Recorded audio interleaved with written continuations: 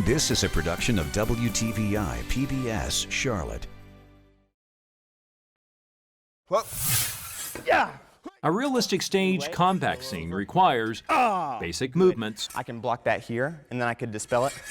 and precision. And just like that. Once we get through with our 3-week rehearsal period, we'll jump into the run of the show, which will run for 4 weeks for 2015. So I know that during Act 1, Caleb Ryan Sigmund is the artistic director at the Kings Mountain Little Theater. He's excited about the summer production of Liberty Mountain. And telling the story of the Battle of Kings Mountain is so important to this area, and it's just an incredible play and something cool to be a part of. Bob Inman wrote Liberty Mountain. The play is based on events leading up to the Battle of Kings Mountain, which occurred October 7th, 1780, just 9 miles south of the city.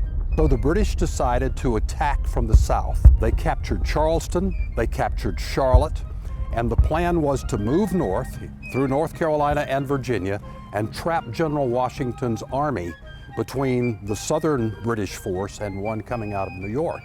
The Patriots included hunters and frontiersmen.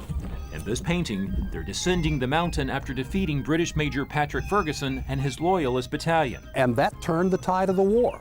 General Cornwallis retreated from Charlotte, and a year later he surrendered at Yorktown.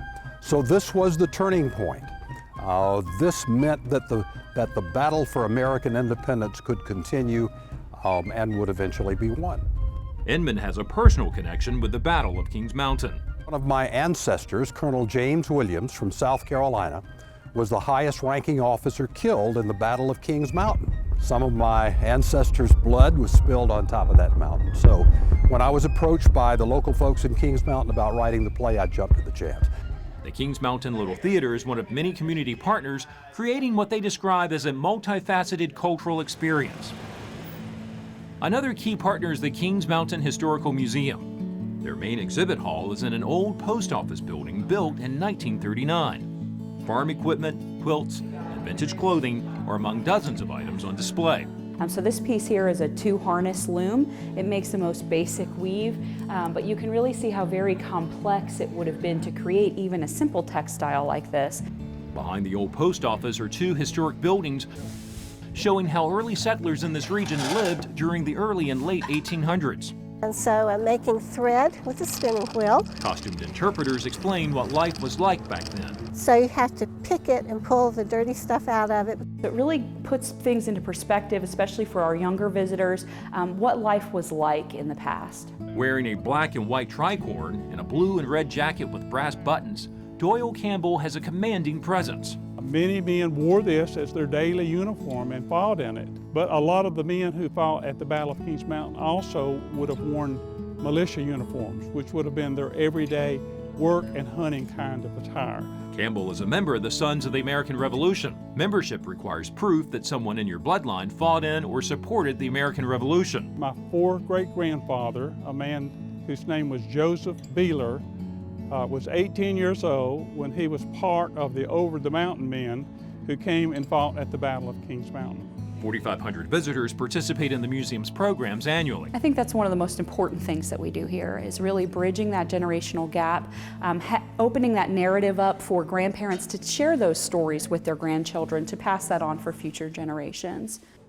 In addition to the museum, there's also a historical walking tour featuring 28 points of interest, including Monty Memorial Library, which served as a teacherage, or a place where unmarried teachers lived. Another place worth visiting is the old train depot built in 1925.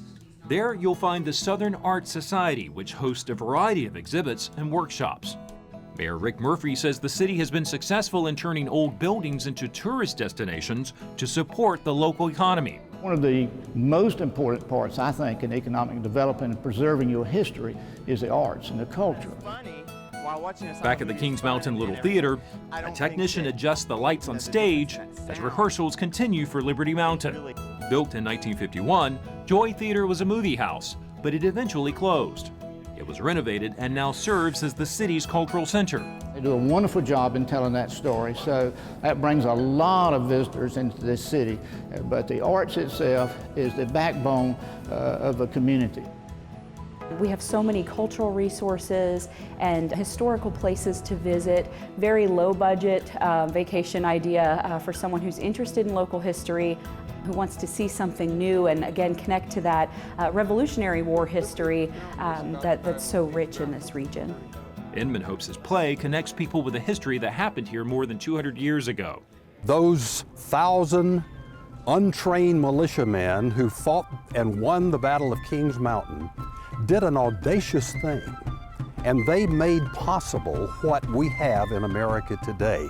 Revolutionary War musket. If you live in this area and you don't take advantage of that legacy, that heritage that we have, that you're really missing an important part of living here.